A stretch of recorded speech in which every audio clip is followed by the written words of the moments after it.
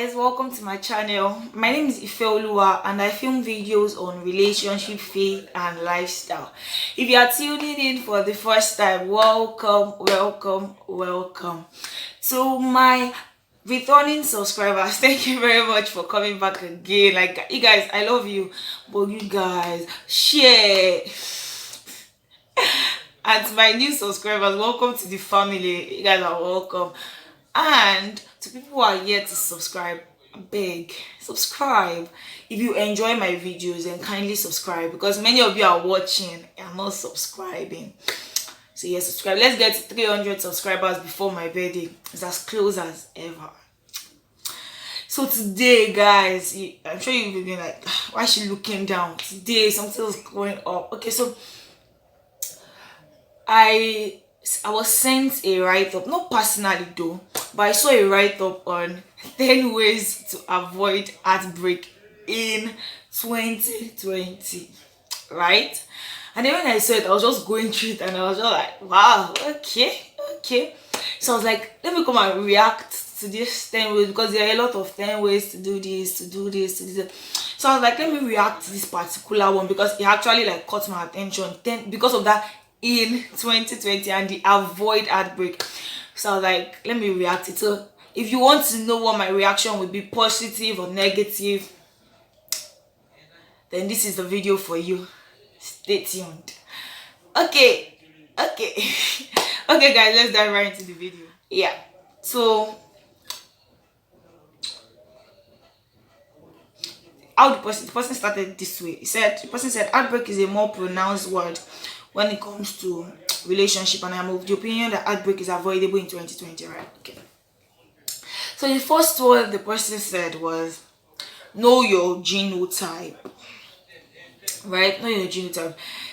To this point, I don't want to read the whole thing that is under it, but the person was just saying things like, you should know your genotype before going into a relationship. Like, if you want to go into a relationship and you don't know your genotype, then you should not even go. You are not right. You are not ready for the relationship. And yes, I am of the opinion that you should know your genotype before going into a relationship, because I feel like if you are entering that relationship for the purpose of marriage, and you don't know your genotype, then you now want to find out your genotype after, like way after, and you now found out that maybe one is AS, the other is SS, then you guys know that you have to part ways, right? Except you want to strong-head except you really want to go with it, and then you know you are causing trouble for your children, your unborn children. So, but knowing your genotype from the beginning will even help you avoid all this heartache, heartbreak, whatever it is. So yes, this is positive. Like, yes, you can avoid heartbreaks, but I don't want to use that in 2020. It's, I think, every time. So if you know your genotype, you can avoid heartbreak, right? What's your opinion? Do you need to know your genotype before going into a relationship? I really need to know my partner's genotype before going into a relationship. The next one says avoid communicating with your ex. Like, this one, I really wanted to, I feel like this point should even come out number one, because I'll probably even make it number one. Yeah, okay guys, see.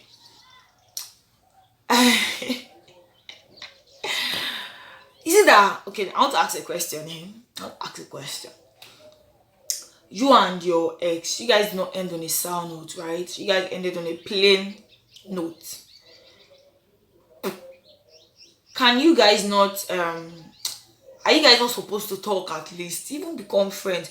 The person said something here that, it's easy to move from a friend to a lover, but not from a lover to a friend. Okay, yeah. But what if you guys can be just friends? Can't it happen? You guys tell me in the comment section. I really want to know. Can't it happen? Right? Okay, but this is true actually. Avoid communicating with your ex, because I tell you, the feelings can come up, and then you will not know what's going on in that head, and your heart will just be controlling you instead of your head. It happens. And there's even another thing I want to say. See, if you are not over your ex, I beg you, see, I'm begging you, don't go into another relationship. It doesn't pay you. But really, if you are, it will pain the new person you are going to be with. Let's be serious now. If you are not over your ex, don't go into a different relationship. Just make sure you are totally over your ex before you move into another relationship, because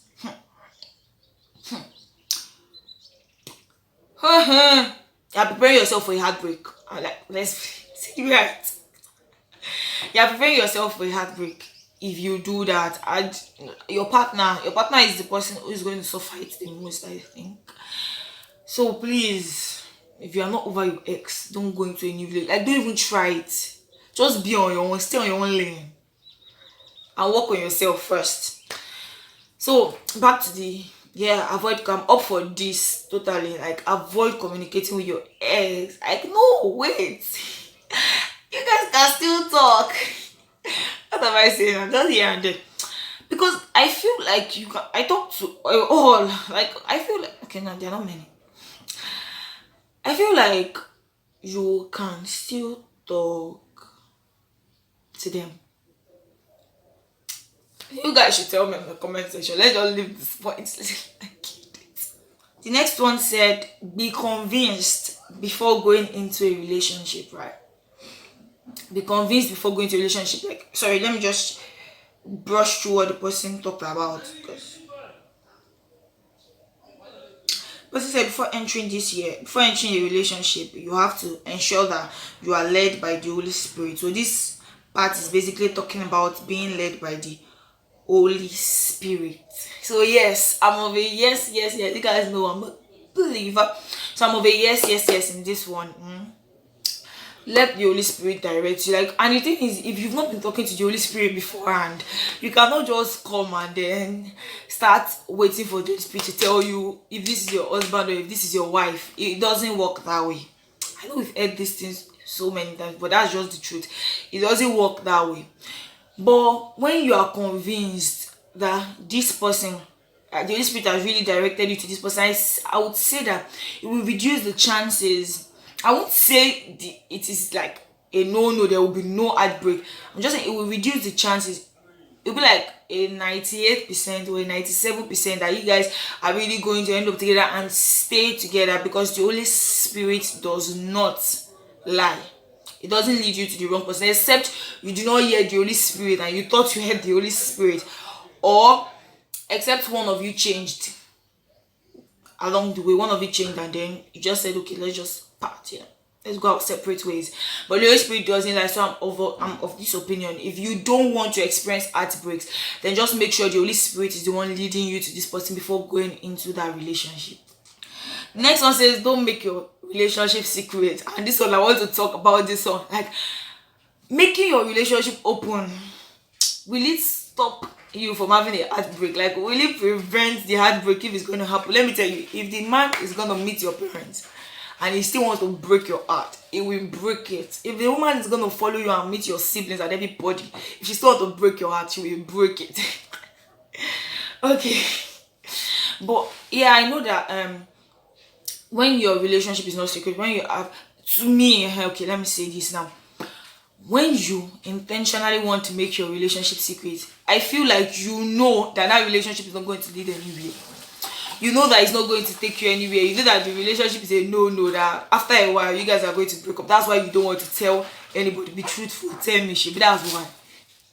I feel like, because if you know that relationship is going to lead somewhere, you will tell people now. Even if it's your friends or something, you will tell people, right?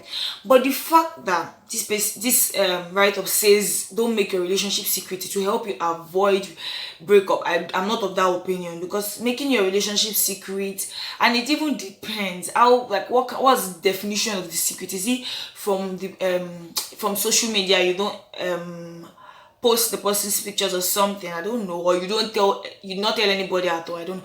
But for me, making your relationship either secret or telling people about it will not stop it if there is going to be a heartbreak.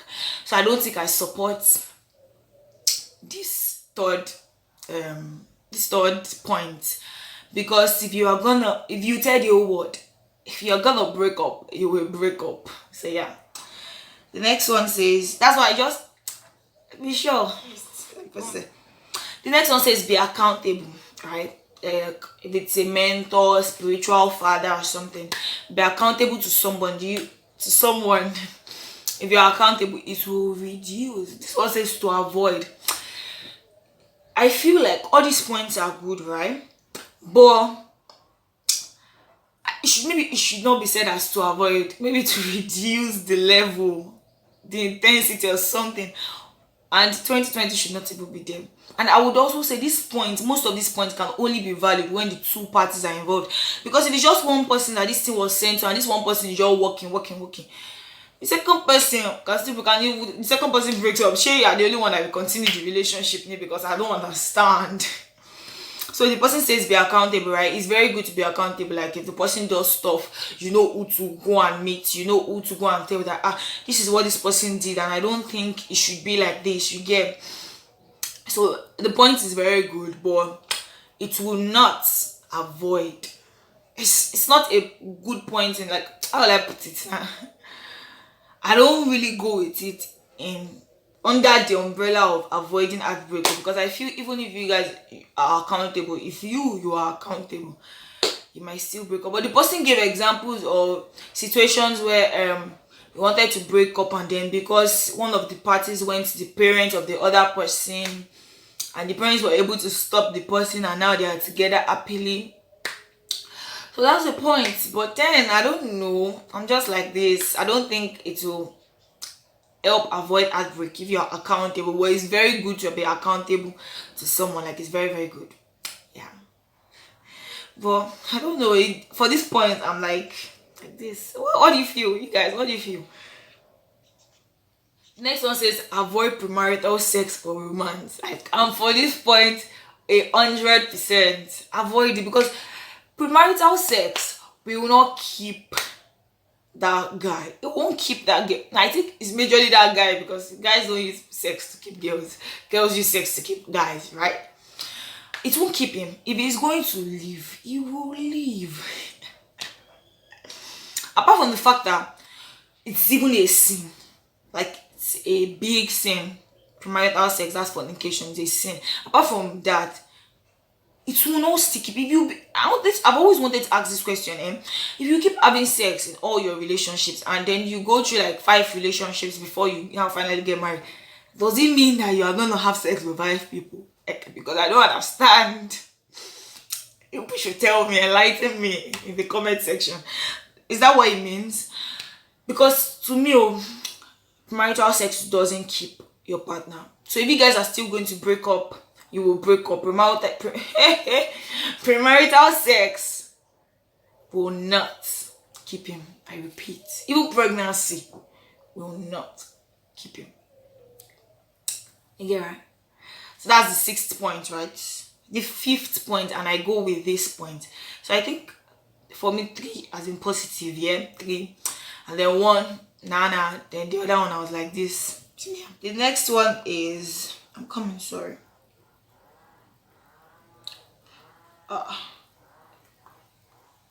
It's like, I think there are 2 number 2s. Next one says be committed to your relationship. Like if you are not in a relationship, if you are not ready for a relationship, if you don't want this thing to lead somewhere or something, then don't even go into it. Because, so yes, I'm for this point, because, okay, but let me talk finish 5. I know if I'm for this point, but I think I am. Because if you go into a relationship with the mind that let's just go into it and see how it goes, it means there is a 50-50 chance that you guys will break up, and you get, so 50% that you guys will break up and 50% that you guys will continue. So automatically from the beginning you are preparing for a heartbreak. But when you go into a relationship with the mind of being committed to it, right, being committed to the relationship and doing well, like this is the relation, this is it for me, you would commit your all into that relationship, and it's probably going to lead to marriage if you want it to. 80%. I'm just giving my own percentage based on what I know. But yeah, but when you even go into a relationship with the mind that let's see how it goes, I feel like number 1, you won't put your all into that relationship. Tell me if I'm wrong. I feel like you won't put your all into the relationship because you don't even know where the relationship is going. So not being committed to your relationship will actually, nah, let's just leave it. Nah. So yes, I'm up for this point. But the thing is, like I said earlier, it has to be both parties, because if you decide to be committed to your relationship and the other party is not going to be committed, my dear, it's probably going to be a waste of time. Yeah, it's probably going to be a waste of time. So I feel it has to be the two parties. Like, if you are going to send this to one person, you have to send to the other person, and the two of them have to be true to themselves and to the others. Sorry. So yeah. Be committed to your relationship. If you are not going to be committed, then don't go into it, really, because if you are committed and then your partner is not committed, it's going to be very painful. It's going to be very painful to your partner. So yeah. To you. The next one says, don't make the opposite sex your best friend. Yes, don't make the opposite sex your best friend. I know someone will say, even if the opposite sex is your best friend, if you break up, you break up. But this is just a precaution, right? Because see, guys, you might be saying they are just friends, and truly they might be just friends, but you don't know what can come. You don't know what can go. Be your partner's best friend. Let your partner be your best friend. Like, what are you still looking for best friends for? So yeah, I think I'm up for this point. Don't make the opposite sex your best friend. Or yeah, it helps. It reduces the chances of heartbreak, but it doesn't avoid it. That's why I'm like, I don't like the word that was used. It will reduce the chance, but it won't avoid, because she doesn't have to be his best friend for them to cheat, and it doesn't have to be her best friend for them to cheat. And if they're gonna break up, they're gonna break up. I've just been saying that they're gonna break up, but that's the truth. Relationship is hard work, and it has to be both parties working. If not 50-50, then it has to be like 52-48, very close, really. So yeah, I'm up for the next one. Says be transparent. Like, yeah, be transparent, it helps. But again, I've been saying this again, but because it's very very true, and it's very serious, it shouldn't be just you. If you notice you are the only one being transparent and your partner is not being transparent, my dear, something might be going on that you don't know about. So really, that's why I've always been saying it is both parties. So yeah, actually being transparent is a very good thing. It helps. When you guys are transparent, then you know everything that's going on. If someone asks the girl out today, the girl can come out today and say, someone asked me out, I met this guy and he was saying so and so. Yeah. So yeah, when you guys are transparent, you don't, like, you guys know the passwords of your phone. There's even nothing to suspect. Understand? Like, I can check your phone, you can check my phone, it's no big deal. We talk a lot, like, you tell me everything. This is what this person said, this is what this person did to me. Transparency all the way. Just be transparent. Don't hide anything. It will actually help. Actually helps. It helps. But both parties, like I said. If it's just one party, then I beg, start a relationship. Okay, I'm almost done, right? Next one says be purpose driven in your relationship. Like, let purpose drive the both of you, not just you. Let there be a purpose for your relationship. Like, seriously, I feel like most times we just go into relationships without having a purpose. We just go into relationships with, let's see how it goes. If it's 2 months, if it's 5 months, if it's 10 months, if it's 1 year, let's just see how it goes. Let's see how we take it from here. And I feel like that is one of the causes of heartbreaks. I really feel. But if you, I'm not saying if there is a purpose, if you guys are saying this is what is going to be the result of the relationship, there won't be heartbreak. There is a possibility that there is going to be a heartbreak, but that possibility is very small. Unlike the one that is just, let's say, it can just be into it and then something just comes up and you're like, whoa, I'm done. It's not like it was cuckoo something so serious. I don't know if you get me, but I think I'm up for this point. But let your relationship be purpose driven. It will help avoid it. It will help, I don't want to use that word avoid, it will help reduce it.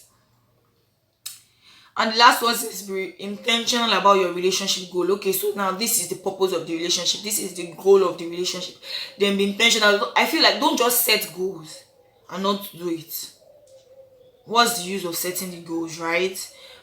So you are no different from the person who doesn't even set the goal at all. When you set goal and you don't achieve it, you don't even walk towards it. So if you are going to set goal, if you're going to set purpose for your relationship, then I feel you should be intentional about those things. Don't be like a Jessica. But be intentional about those goals and purposes. That's the last one. So once we're done with the video, we're done with everything, I'm done with the 10 points. Like, I hope you guys enjoyed it. I want you guys to give me like, what kind of videos do you want to see on this channel? I have video ideas here, but I want to also take in your contributions. You guys already asked for a friendship Q&A part 2 and for most likely to sibling style. So I will surely be doing those two, but I want to know what other videos will you guys like to see. Tell me in the comment section below. You guys should follow me on IG. My username is somewhere here, and then the link is also in the description box if you just want it easy here. So guys, till next time, bye.